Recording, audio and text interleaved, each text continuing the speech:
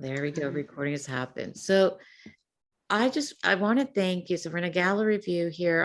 I don't know how recording looks. So I'm going to go into a speaker view. Um, and I want to welcome Dr. Johnson, who has, I think I told you, class, I only recently met Dr. Johnson. And the moment that I started hearing a little bit about her and a little about her expertise, I jumped, and I shamelessly said, my class would love to meet you. And we could learn so much about you. And I'm just, you know what, I'm just pulling up, I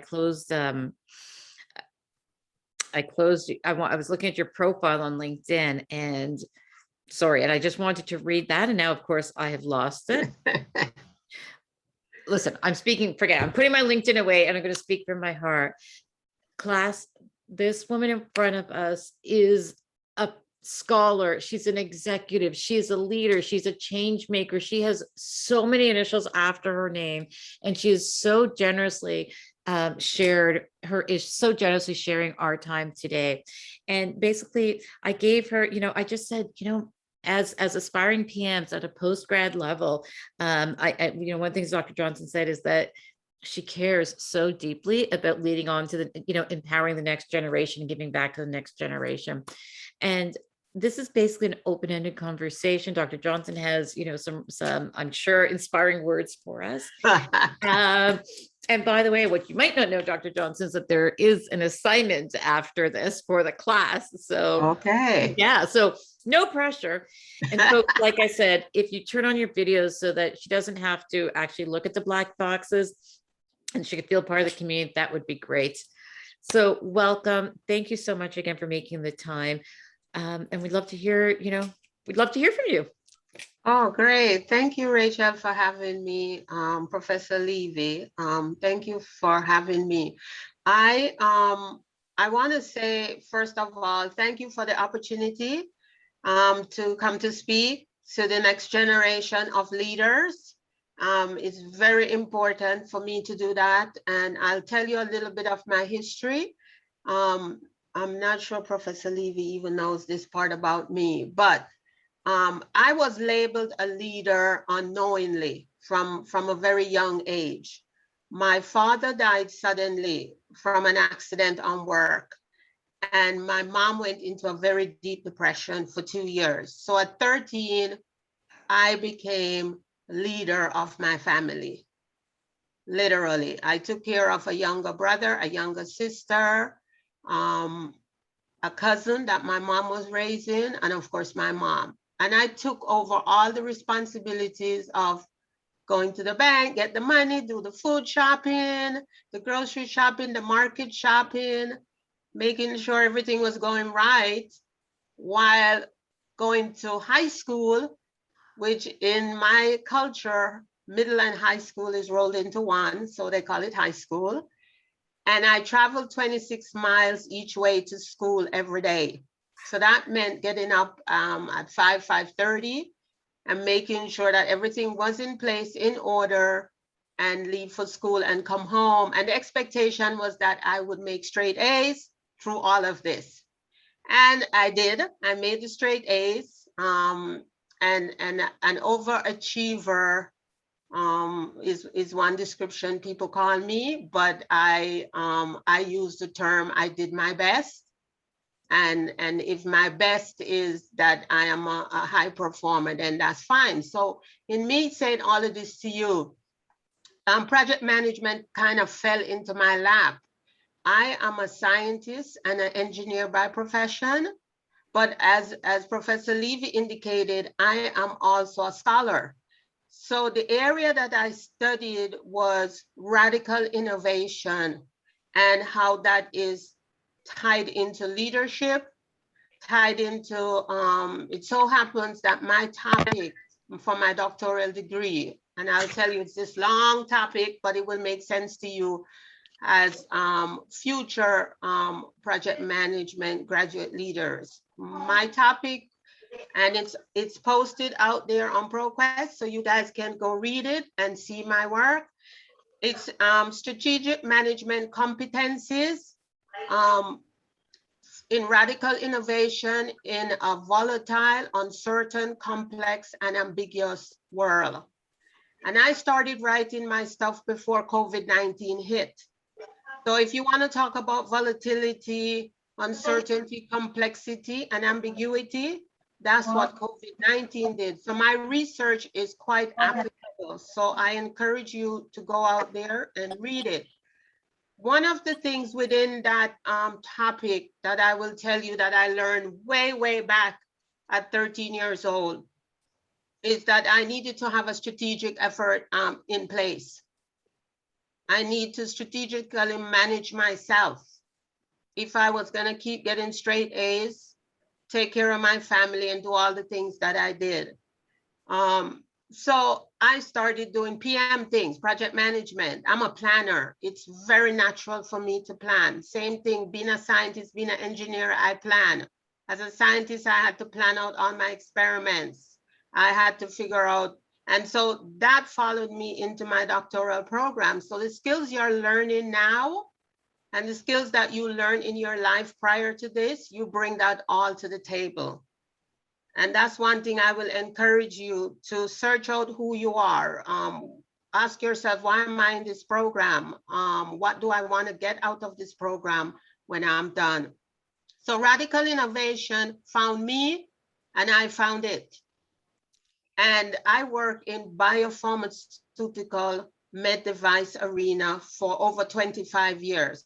And we radically innovate in that space. Now with gene therapy coming on board, where they actually take your own cells and modify them and infuse them back into your body, that's a game changer innovation. That's a cutting edge innovation. That's a breakthrough innovation. So when I talk about radical innovation, I'm speaking of either disruptive innovation, breakthrough innovation, or game changer innovation. And I explain all of that in my doctoral dissertation.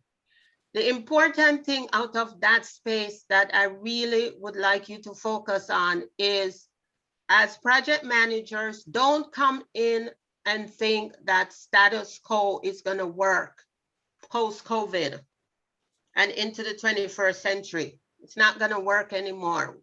You have to be willing to be open-minded, to explore, and also bring to the table cutting edge breakthrough innovations. I love where project management is going. Project management for a long time, PMI, the Project Management Institute, they were stuck with waterfall. They didn't want to get into agile, but guess what? They had to update the PMBOK and go to agile because that's the way we live right now. If you don't have sprints and iterations and having the ability to explore, look at artificial intelligence, look at machine learning, look at your Internet of Things. What is that telling you? Computational modeling. If you're not doing that, you are behind the pole. These are the skill sets that we have to have moving into the 21st century. And in saying all of this, it's amazing in my research, and this is where Rachel's, Professor Levy comes in. We were talking casually and I said to her, majority of leaders are not ready to lead in the 21st century. There was a huge poll survey taken 4 years ago or 5 years ago, and leaders across the globe were interviewed. Only 16% felt they were prepared to lead in a volatile, uncertain, complex, and ambiguous world. That means 84% of leaders are not prepared to lead in the 21st century.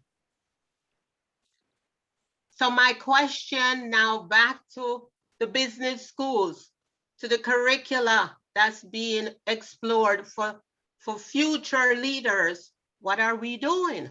Mm-hmm. This is why Professor Levy invited me to come speak to you, because many of you on this call, you're millennials, Gen Zs. And what I love about millennials and Gen Zs, they're about inclusivity, transparency. They believe in bottom-up leadership, not top-down. I am baby boomer. And guess what? I never fit into my mold. Even though I have the label baby boomer, I have the mind of a Gen Z. I have a mind of a millennial. My two daughters, one is millennial, one is Gen Z. And I'm in the trenches with them and in their discussions. And I am into things that they're like, Mom, you know this? They're like shocked. And I'm like, yes, I make myself know this. And so this is what I'm going to encourage everyone who's on this call. Challenge the status quo. Don't accept things as they are. Many organizations are now either extinct because of what they have gone through the last 21 months with COVID, because they didn't have the mechanisms in place to weather the volatility, the uncertainty, the complexity, and the ambiguity of COVID-19. Other businesses are on life support. I speak about that in my research. Others are flourishing.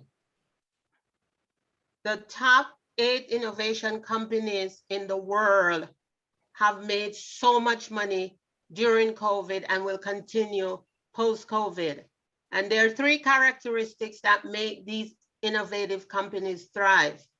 And one of them that I love is culture of innovation.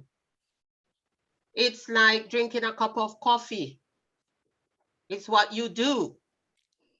It's your mindset. It's what you think of when you wake up. It's what you think of when you go to bed. Everyone in the organization thinks that way.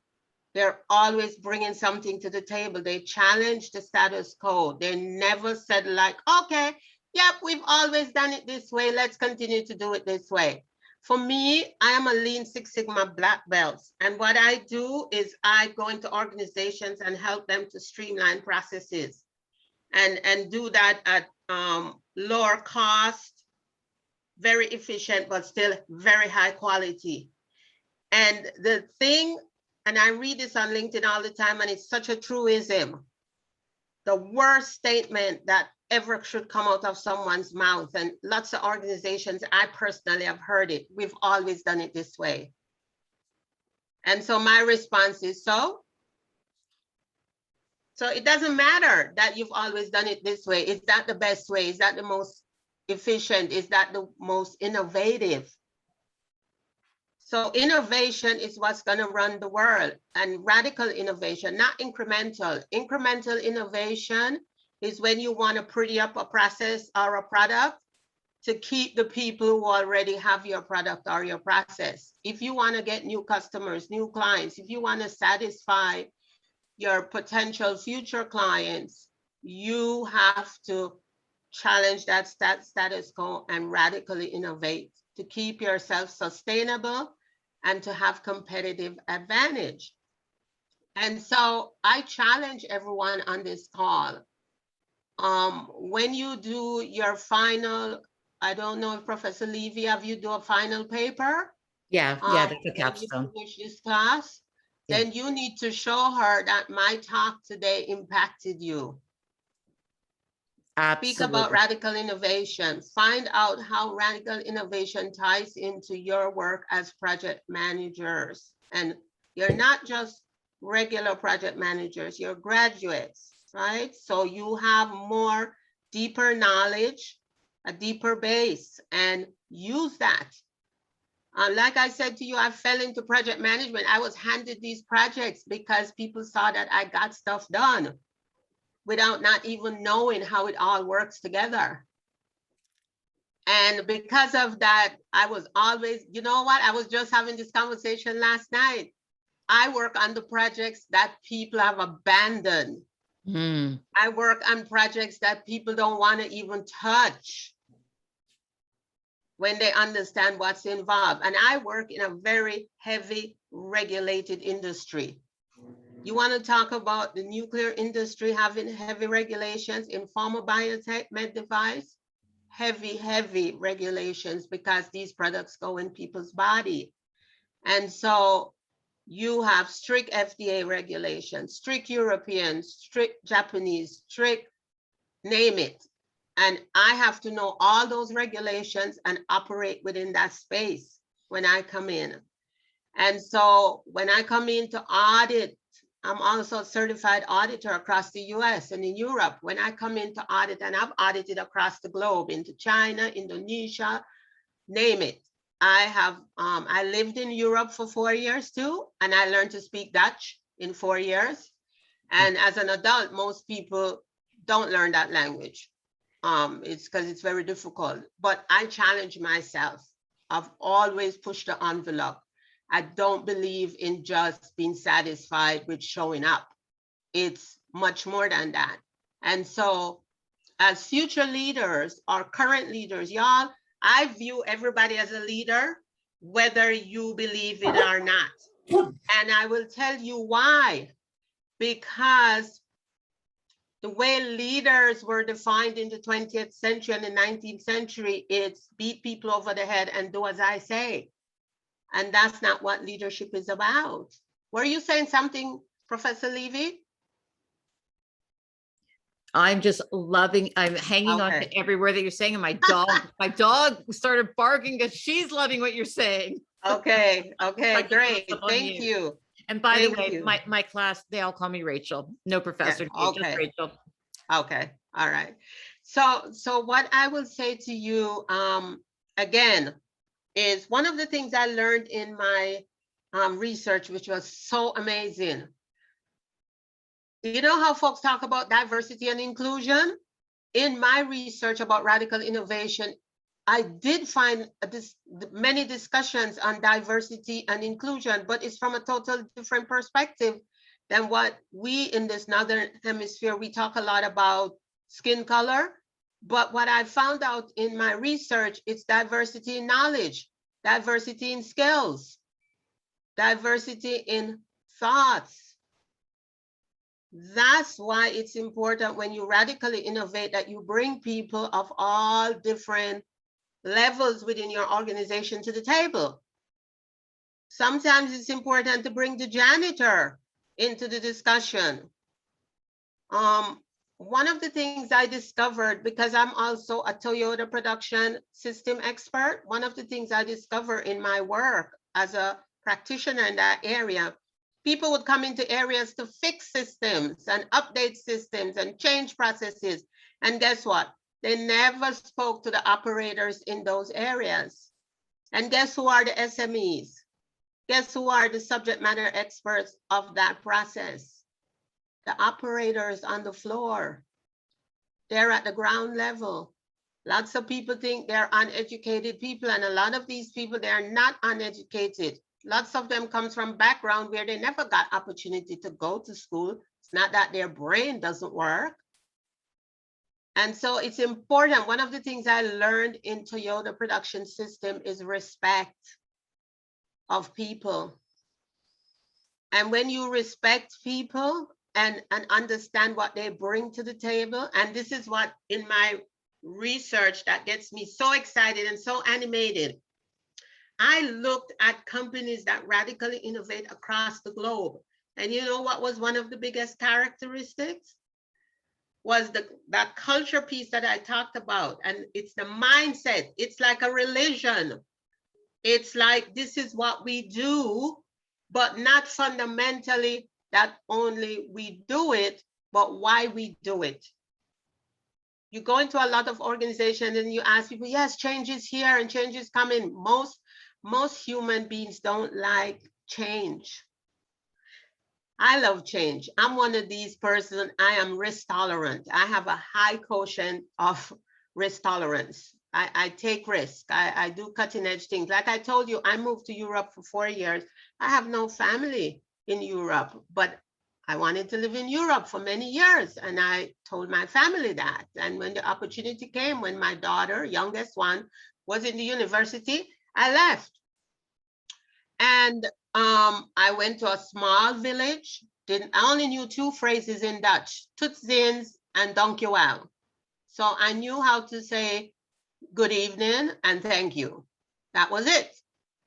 And I left 4 years later and I still speak Dutch and I still interact and mentor folks back in the Netherlands.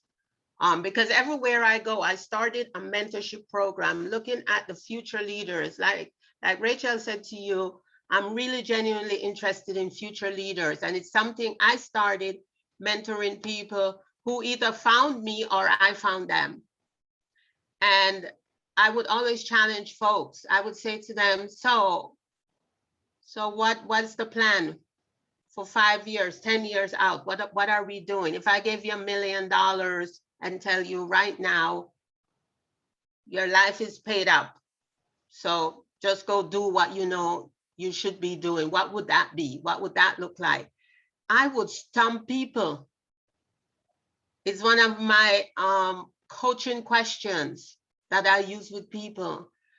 And it's important to understand your mission in life, because that mission is what will drive you as a leader.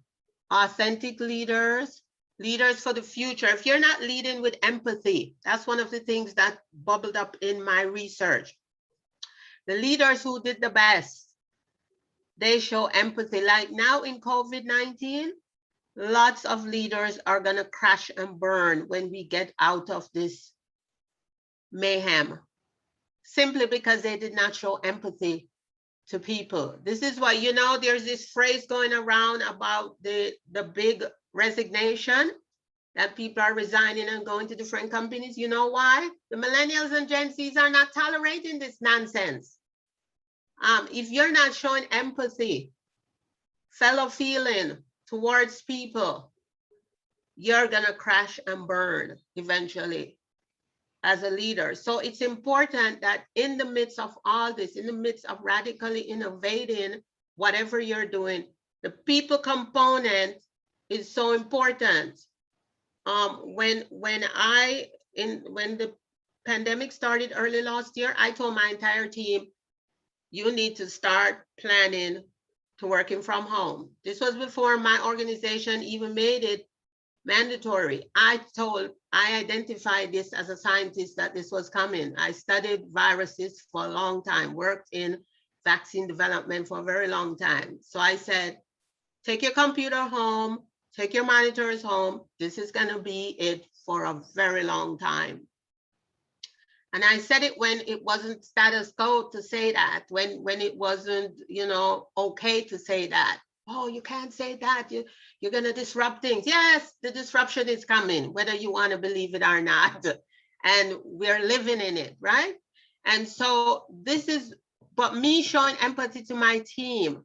Every morning I would get up, my first email would be to my entire team. How are you doing? How is the family doing? Don't talk to me about work. I don't want to hear about work right now. Tell me how you're doing. And if I have taken literally people off the wall, I have some people who were having meltdowns, who couldn't get their work done, and I had to talk them off the wall. I would tell people, go take a walk, take the afternoon off, you know. Remember, I would tell people, you're not tied to your phone, you're not tied to your computer, leave them, go take a walk, go do something with your family. Because for me, that was important.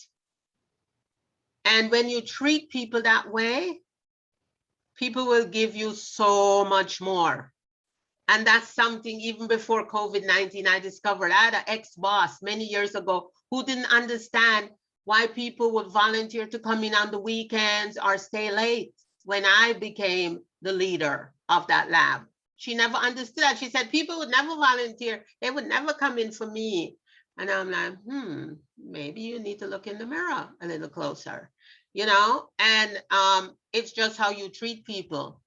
When you, by the way, I didn't mention this, I'm calling from beautiful North Carolina. So this picture you see in the background is exactly how my bedroom window looking out the window looks right now. So even though this is my screen, but that's my reality out the door. So I just wanted to share that with everyone. But when I moved here 19 years ago, one of the reasons I moved to this area is because I wanted to get the opportunity to work in cutting edge companies. So I live and work in the Research Triangle Park area. I'm close to universities. I am surrounded by 3 major universities, NC State, Duke University, and University of North Carolina, Chapel Hill. So you want to talk about brain power? you want to talk about cutting edge, this is where it's at. We get lots of that. We have the School of Engineering in North Carolina. We have Duke and Chapel Hill with both amazing scientific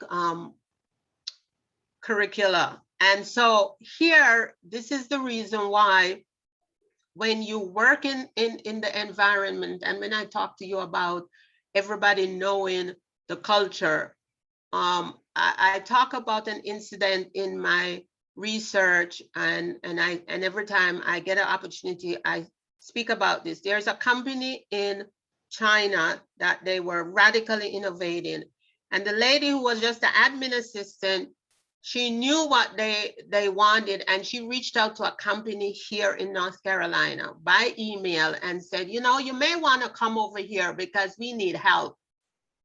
And the folks packed up, headed over, and they were there maybe a few weeks. Then they realized, did we know what we got ourselves into?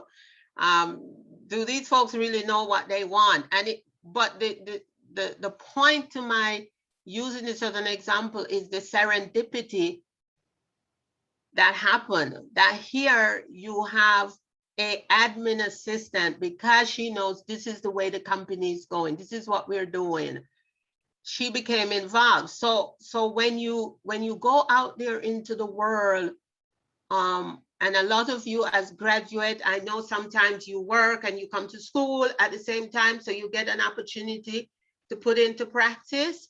What I would say to you is start asking around your organizations or your future organization, what are they doing to radically innovate either a product or a service? So this is not applicable only to products. A lot of people think innovation has just to do with products, but it has a lot to do with service. This is why Amazon, this is why all these other organizations are doing so well in the pandemic, because guess what? Jeff Bezos and company saw all of this and was prepared for this years ago, 10, 15 years ago. They weren't just ready when the pandemic hit. Walmart started doing home deliveries and dropped it a few years ago. And guess what happened? They had to get back on that horse because Amazon was eating up the market share, right? It was claiming 100%. And one of the things that I learned in my research from Jeff Bezos and what he's left behind is legacy. He said, as a leader and a radical innovative leader, you need to be willing to be misunderstood for a very long time. You're gonna come up with ideas and processes and products that people will run you out of town and say, get out of here, nobody wants this. And I'll give you a good example. You might know this already. Nokia had one of the best operating systems in terms of mobile phone, the best. I had a Nokia phone. It was great. It would work anywhere in the world. I could send a text message and I could call. But guess what? Couldn't see my email, couldn't do videos. And so when Apple came out and said, hey, we're gonna give people a computer in their hands where they can see their email, they can, see videos and still text, still do voice, and people laughed Apple out the room. Nokia in particular laughed at Apple and said, get out of town. Nobody wants that. Who wants that? You're stupid. And guess who had the last laugh? Nokia crashed and burned. Nokia is trying to come back, but it's coming back in a different form, not in its old glory. And Apple captured the marketplace, and the rest is history. I don't have to say anything, but I will tell you their competitor, Android, Samsung. You know how Android got to be picked as the main operating system for Samsung? They did this by launching 4 different operating systems. And the one that the customers liked the best, and the data showed that this was gonna be the one to go up against Apple, bingo, they went with that. And this is where Samsung changed its way. When in the last worldwide. It's similar to a pandemic, but it was the economic crash in 2008. Samsung had to reinvent itself. Samsung was just what's called a white goods company. They sold fridge, TVs, washing machine, stoves, whatever, white goods, just regular things but their folks, their leader wanted to go in and challenge status quo and challenge way of doing things. And what they did was they totally reinvented their company. And one of the things they did was they brought in people from the outside.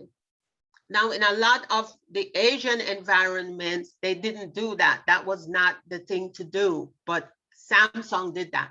They came into North America and found PhDs and very advanced folks to come.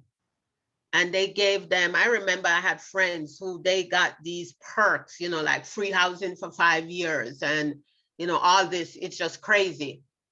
But what they did internally within South Korea is, in South Korea, when you get out of the university and you get hired by a company, you're in that company for life. You don't have to worry that, I need to go look for another job in 4 years, 5 years. No, you stay in it for life. But Samsung turned the card upside down in 2008, coming out of the financial crash. They told people, nope, you have to perform and you have to show it in the numbers. And so it was a paradigm shift.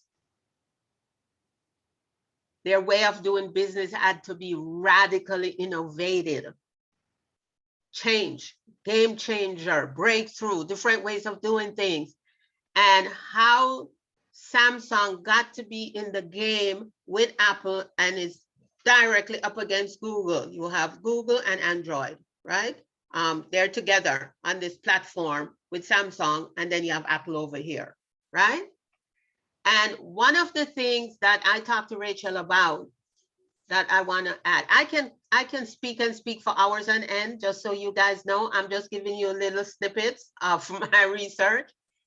But partnering with people, partnership is such a critical thing. And what Samsung and others showed, it was important to partner, like they partnered with Google to make their operating system be a great challenge to Apple folks if they didn't do that partnership. And one of the things, and I spoke about this at a conference in Canada just this last week. And one of the things I talked about is, you're going to hear this term, or you may know it already. It's called co-opetition, which is collaborating with your competitors. Lots of people, when you say that, they're like, no, I can't do that. I have IP, I have intellectual property, I have copyrighted information, I can't.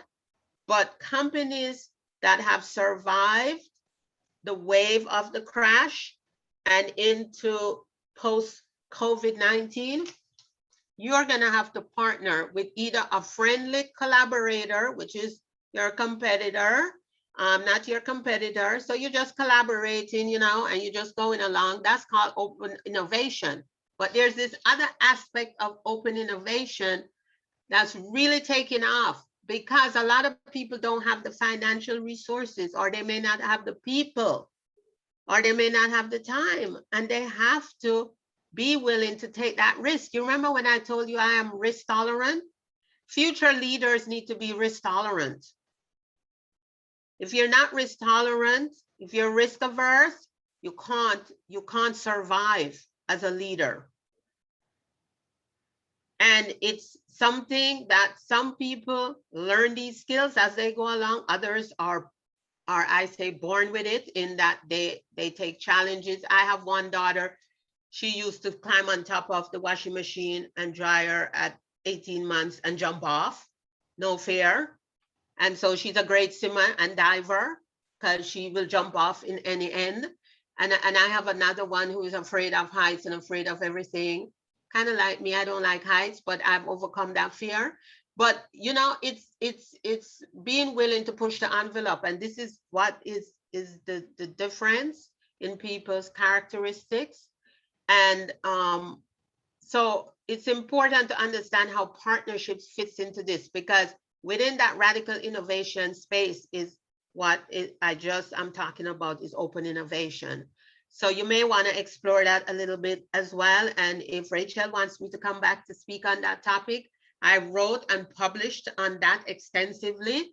You can find my article in the Journal of Innovation Management. It was published last April, so in the beginning of the pandemic. And I can send a link to Rachel so y'all can go out there and read my article. But it's a great article because I challenged what was written. So I'm one of these researchers where, yes, I will read it, I will look at it, but does it all make sense in the real world? And one of the things that I challenge, because knowledge management, and I work in a knowledge management intensive industry, and information technology is one of those knowledge management heavy industry as well. But how you handle knowledge management, so that's knowledge sharing, knowledge transfer. Nobody talks about knowledge acquisition. And lots of big companies and small companies merge. They either go to an acquisition or a merger, but nobody. And so guess what's going on? And I mentioned this to Rachel too. There are people leaving, their baby boomers. The statistics last year was baby boomers are retiring 10,000 a day. Think of that, 10,000 a day. So think of how much in a week, and that's just the US. That's just the statistics in the US.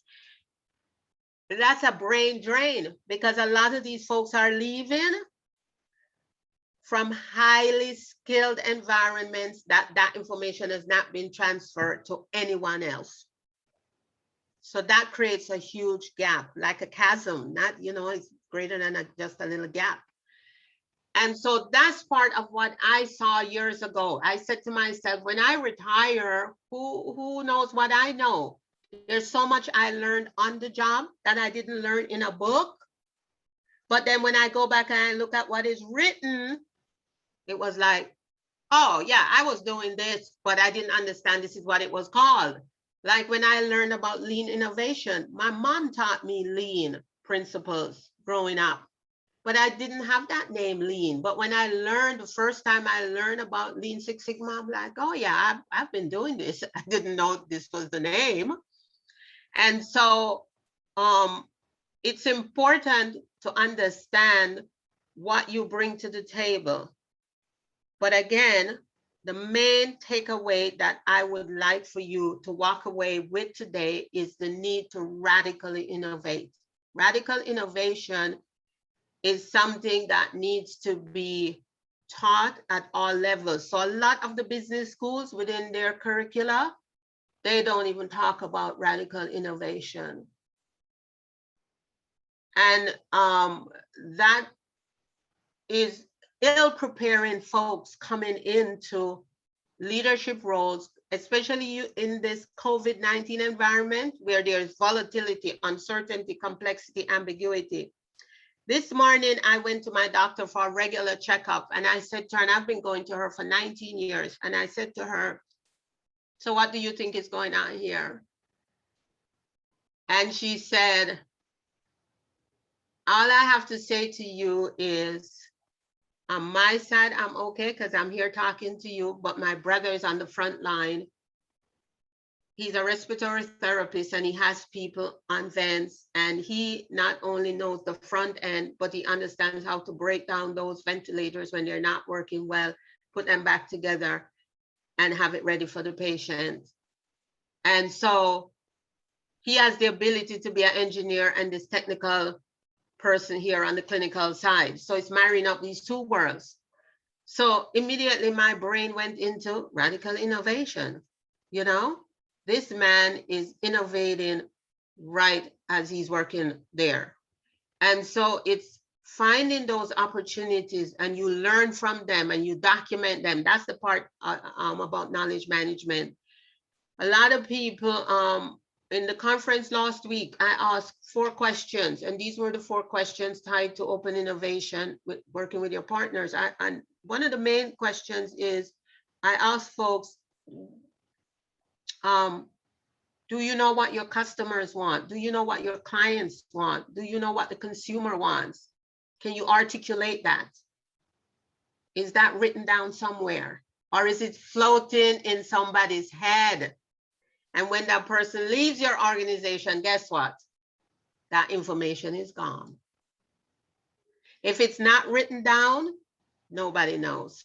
Doesn't matter if it's in someone's head. It needs to be extracted from that person's head and written down. Somewhere in the cloud, it needs to be posted so you can go find it 10 years from now, 15 years from now. But my point is, that's one of the danger from most organizations at the moment, not managing their knowledge appropriately, transferring it, sharing it. I also got published with another article I co-authored, and it's on knowledge management and virtual teams. And I can share that with Rachel as well. Yes, please. Very good information. Again, really showing the organizations that do very well in the COVID-19 situations are the ones that were willing to go on the cutting edge. The ones that were working from home was not a novel idea. It was okay. I remember challenging my organization 15, 16 years ago to work from home. I was reviewing data and they were like, no, you need to be in the office. I said, for what? So you can watch me? I can review data anywhere. What's up with you, you know? and I was one of those people who got a computer to take home in no time because they wanted me to help with some stuff outside of my normal work. And I'm like, yeah, I can help you, but you all need to give me a computer so I can work from home. And that's it, you know, the rest is history. I'm done with them, you know? And so that's the kind of way you have to think. You have to think. There are 3 buckets of things, and this is another takeaway. If you don't have big data analytics, you're gonna be left behind the pole. That's where AI, IoT, machine learning, computational modeling, they all fall under big data analytics. Here is the space where I challenge people. A lot of people are getting into predictive analytics and they're like, yeah, we got big data analytics. We know what we're doing, really. So what you're doing with the predictive information, you need to convert that to prescriptive. And this is where some companies, you say prescriptive analytics, they don't even know what language you're speaking. They're like, huh? They're like way behind here. That's where organizations have faltered. Even the ones who think they're innovating and they think they are being progressive, no. You need to be already be thinking 10 years from now. And if you are not using AI and machine learning and other things to think 10 years from now, you are dead in the water. You're going to be disrupted. We have been disrupted. And that's the thing. The other bucket that as an organization, information technology. So information technology, and a lot of people do information technology, but guess what? I have something to tell you that you're gonna be maybe shocked. There are so many companies still operating in the 20th century. And you may say to me, how? There's so many people who have paper. They're not in the cloud. And if you're not in the cloud, you are so way behind the pole. It's like where I work right now, I just validated a computerized system that came online. And there's all these requirements by the FDA to bring on a system. And I was telling my manager, and she doesn't like when I call that word because she says I work with her, not for her. But when I explained to her, I said, yeah, I'm gonna have all this stuff scanned in, attached, and it all lives together. She said, oh my word, you're making everything digital and electronic. I said, yep, we don't need to have no more paper trails. The trail needs to be in the cloud. But there are so many companies who they're not there. Either they don't have the money or the knowledge. And this is where open innovation comes in. Go find the people who can partner with you. Don't come to me with the sorry story that you can't do it. There's so many entities out there that are willing to partner with you and support you. So for me, I'm still kind of a little bit dismayed that a lot of people are still operating in the 20th century. Then the other bucket, the third bucket, is digital technology. Whoa, let me give you a great example. My granddaughter, 5 years old, went swimming. I took her swimming a few weeks back, and she did very well. And she said to me, Oma, are you proud of me? Yes, I'm proud of you. Oma, grandma in Dutch and German, okay? And she said, hey, are you gonna give me something? I said, yeah, what do you want? She said, how about some ice cream? I said, yeah, great. And then we were talking and walking towards the car, and she said to me, you know, I think I wanna go to Starbucks and get something. And whatever she wanted, I never heard of it, right? It's something that came up since the pandemic. And I don't go out to eat much since the pandemic. And then she said to me, hey, by the way, Oma, do you have the Starbucks app on your phone? Whoa, 5 years old. Guess what my granddaughter is? She's a digital native. The kids who are born with the cell phone in their hand, they are called digital natives. And here at 5 years old, she's challenging me, do you have the app on your phone? And I'm like, I don't have it anymore. I used to have it, but because I stopped going since the pandemic, took it off. So guess what? So it just proves that, you know, my research is just like with it, you know, so that digital technology, social media, the apps, all of that. If you don't have that, I went to a conference early last year, and a guy presented from University of California, Berkeley, and he's in one of the advanced business classes. And he presented, his research was about these companies that offer food, like you can order and you can send it to your home, or you can go and pick it up. But what was interesting, the guy used big data analytics and also digital technology to show that all these small companies could use this to their benefit.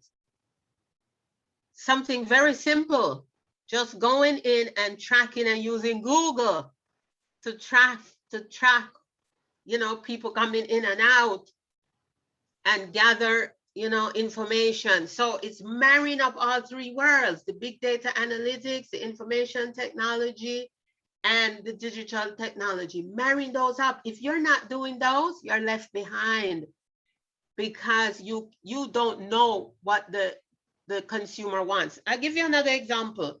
My son-in-law bought me for last holiday, he bought me an Alexa Echo. And I'm like, why do I need another device? You know, I just felt like, yeah, I'm good. You know, if I listen to music, I can turn on Pandora. But guess what? When I set up my Echo, my Alexa Echo, I learned that not only can I listen to music, because I buy a lot of my groceries online, and I started that way before the pandemic, Alexa can marry up my shopping list automatically. Heather hates grocery shopping. I hate it with a passion. So guess what? Heather is so happy that someone else can go do her shopping for her. Guess what? All I have to do is tell Alexa which order she needs to repeat, what needs to happen, boom, it's done. I did not know I needed that. But guess what? The Amazon folks figured that long time ago, this was a latent need.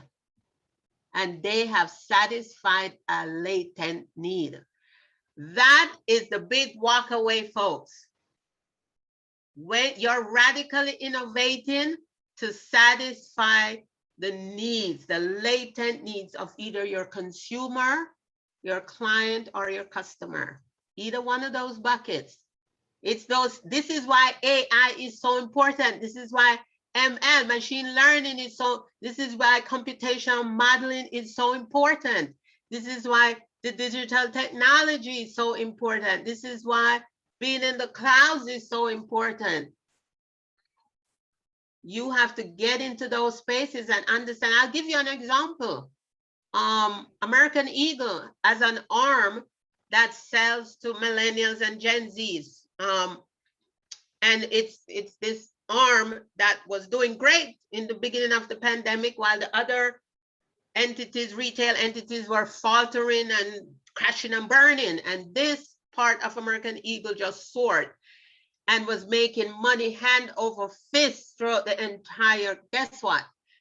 Guess what they did? They went in and gathered data and found out that this entity of American Eagle was using AI to track what people wanted. In the pandemic, people don't want to be wearing button-down shirt and these crisp pants and different things working from home. They wanted comfortable pants and comfortable outfits to work from home. And that's what this part of American Eagle, like they picked that up through artificial intelligence and through these other means and roll the data, and they're making money like boom, boom, boom.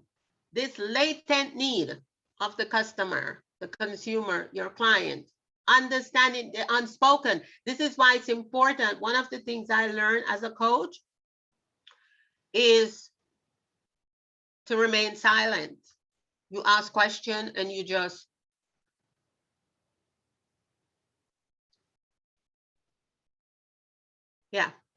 silence. Listen to the things unsaid. When I coach people and they start telling me about, well, the dog ate my paper and blah, blah, blah. The dog eating your paper is not the problem. There's something else going on. It's listening for the things unsaid. So as a leader, this is where you can really shine, is listening for those things, using data to understand what's this need, that latent need, this hidden need. This person don't even know what they want, but you give it to them and like, yes, what are you talking about? This is what, it's like when I had a phone at home years ago and I had an answering machine and I would come home and there would be 100 messages and I'm like, how did I live before this machine? Now my cell phone, I don't even care if my key is in my purse, but my cell phone needs to be in my purse before I leave the house. It's like twice this week I locked the door, got into the garage, got into my car and like, no, you don't have your cell phone. You're not going anywhere without that. You know, it can't function, right? And so there are other gadgets coming, even post COVID-19. At the conference last week, one guy was talking about a mask is being made right now. That all you have to do is put it on and walk into a room. And if somebody has COVID, it detects it right away. Bam, just like that. So there's going to be lots of things that come out of immediately out of COVID-19 like that, but you still need to be thinking strategically 10 years from now. Understanding what is it that you need to do as an organization. Lots of organizations had what's called continuity plans and, you know, business continuity plans, and some had catastrophic things in place, but they wrote it down and they shelved it. And some of them never practiced. When I lived in Florida for 22 years, because we get hurricanes, in June of every year, they perform what's called a simulation. They pretend as if a Category 5 hurricane just hit, and this is what we're dealing with right now. That's where I challenge companies, because a lot of companies will say, we can't plan because the environment is volatile, uncertain, complex, and ambiguous. And I agree with them. You can't plan, but you can do scenario simulations. You can say the what ifs and challenge people. What if you don't have this? You know, I read on LinkedIn yesterday about a lady who was getting ready to do a Zoom talk to present in a conference. And she woke up in, I think she lives in Latvia, in darkness, did not have power. And what her husband had to do to improvise, they tried to find a library, but it was total power grid lockdown, shut down. And they had to get a battery and improvise and something with the car and whatever. But anyway, she was able to do voice over the phone, do the Zoom over the phone. But this is the kind of thinking that you're gonna have to have, the what ifs. What if we don't have these things? How are we gonna survive? Because you're gonna have another pandemic type event that will happen. Think of the people in Louisiana right now who got it not only by COVID-19, but several hurricanes that came through there. How are they managing? How are they coping? In Haiti, they were hit by a 7.5 earthquake on top of dealing with COVID-19 and not having vaccines like we're fortunate here in North America to have. And so that's the reality of the life we live.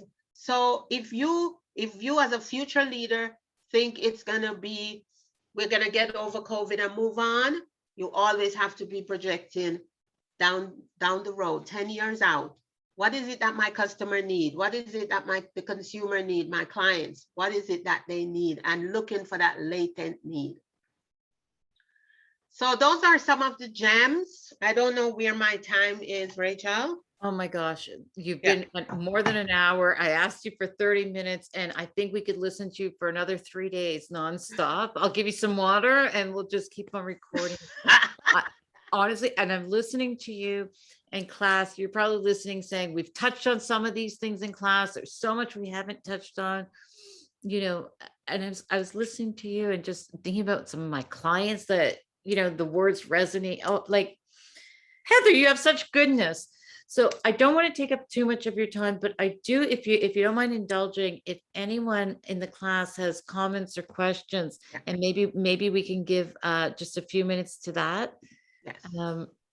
So folks, I turn it over to you, maybe raise your hand. I know we're not the hugest group, but please feel free to share and the rest of our class could learn with us. I think John, does John have his hand is up? Is that, I think Jordan, your hand up, John?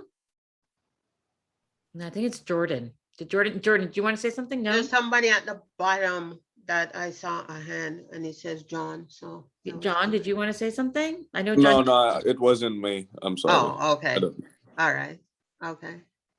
Folks, don't be shy. Ask me anything. There's no stupid questions. You know, ask. Well, Jordan is just thanking you in the chats. Yes, I saw a few people. This is awesome. Thanks. Exactly. Somebody said exactly, Alicia, when I was talking about how you treat people with empathy, how it's important to respect people and treat people with empathy. I think that's when she had put that up there. You know, one thing. Go ahead. Go ahead, Rachel. The one thing I will say that I learned in my research that I like to share with people is the willingness to fail. Yeah. So much of our society is about being the best all the time, but radical innovation is about being willing to fail. The best innovators are the ones that fail the first time around. They came up with something, it wasn't good enough, and they listened to the consumer, listened to the clients, listened to the customers, and went back and redid their stuff. So failure is an opportunity. It's not the end of the road. And that's the thing with folks who look for opportunities in COVID-19 to do things better and smarter. They are the ones that will thrive. It's important that you as a PM group going out and bringing your skills and thoughts. Again, it's listen to everybody, allow everybody to have a seat at the table. And to speak, and there is no stupid response. There's no stupid ideas. You know, every idea needs to be heard.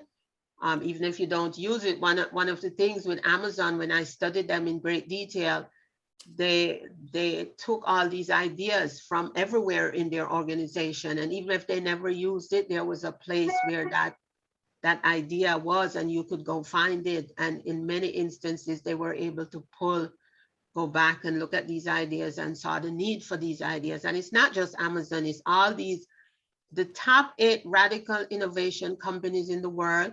2 are from Asia. One is Samsung and one is Toyota, Japan. And the other 8 are in North America. And one of the key things that I want you also to take away is think ecosystem. Radically innovative organizations use that ecosystem. They have an input and an output and feedback loops. And if you don't have that feedback loop, because that's part of systems thinking, right?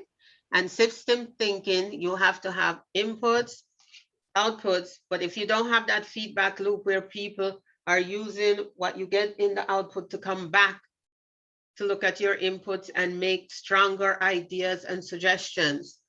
There are many great ideas that are born. Here is the problem that most people face. It's scaling those ideas.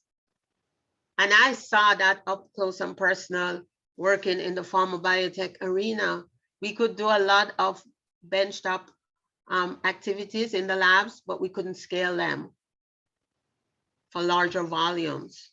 And it's the same anywhere. If you look at other organizations, if you look at entities, many of them, scalability, they don't know how to do it. So this, again, is where you go find a partner to help you scale.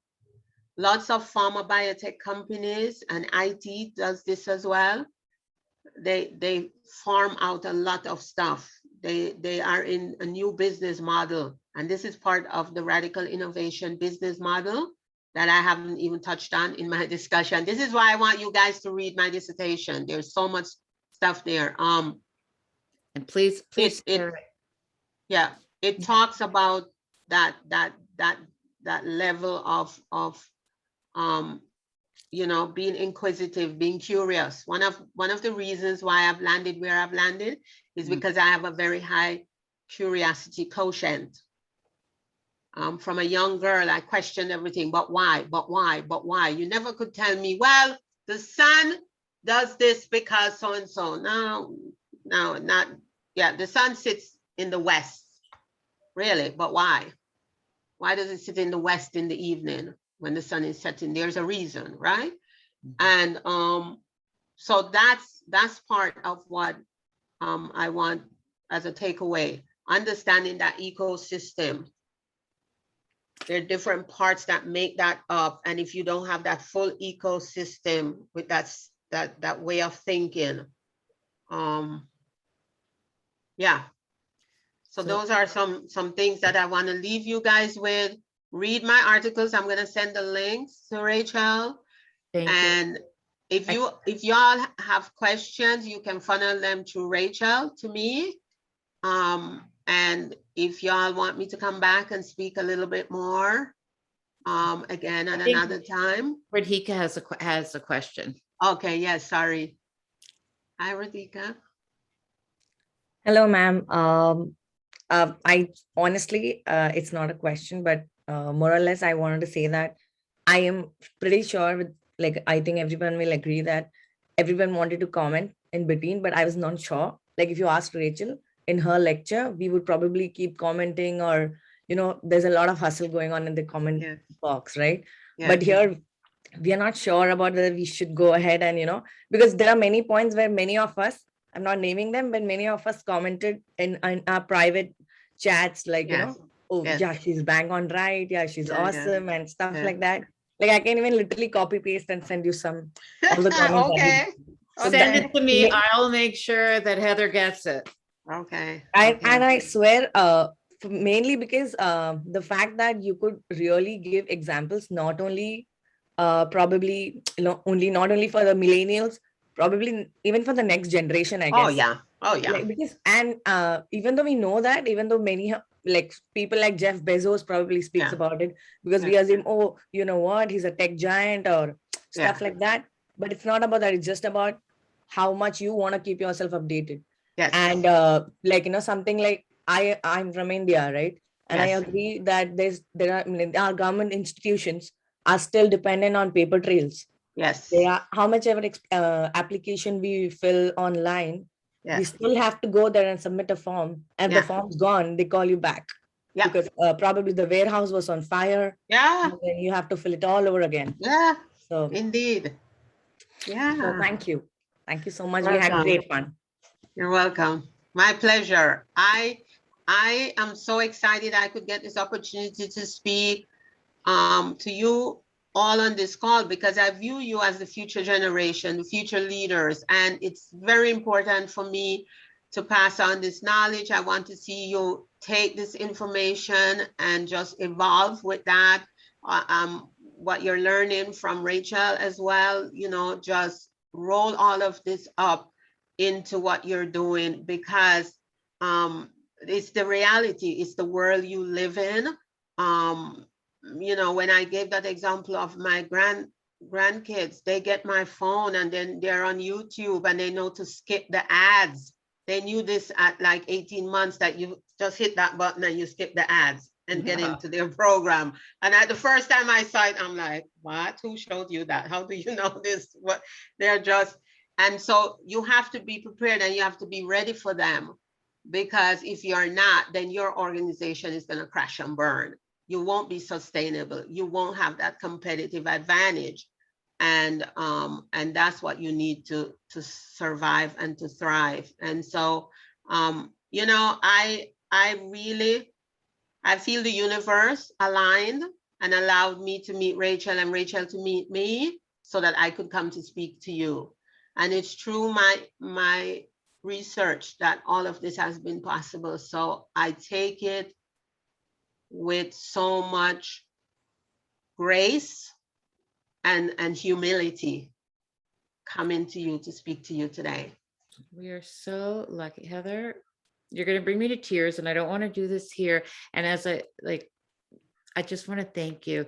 And I know that there are so many people that are going to be writing their papers about you.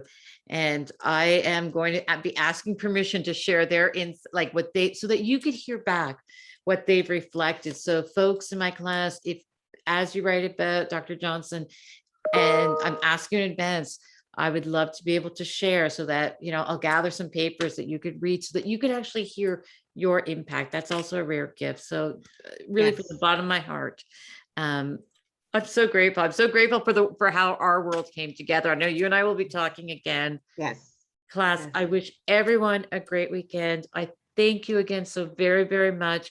I'm going to pause the recording now. It'll be up on YouTube in probably about 20 minutes or as soon as it takes its time. Oh, Alyssa, did you want to say something? I see that your hand is up. Yes. Hi, I'm sorry. No, I was just gonna ask, where can I find Dr. Heather's dissertation? It's in ProQuest. If you have access to any database, university database, you should be able to find ProQuest. I also can send the link to Rachel Please do. for that as well. But if you have access in any of the university database, most university database will take you to ProQuest. Okay, that will be great. Thank you for the insightful, Dr. Heather. Yeah, that was really great. Yes, thank you. Thank you. My pleasure. And have a great weekend. And I'm so happy to meet you. And I hope that that some of whatever I shared with you would be worthwhile. Without a doubt.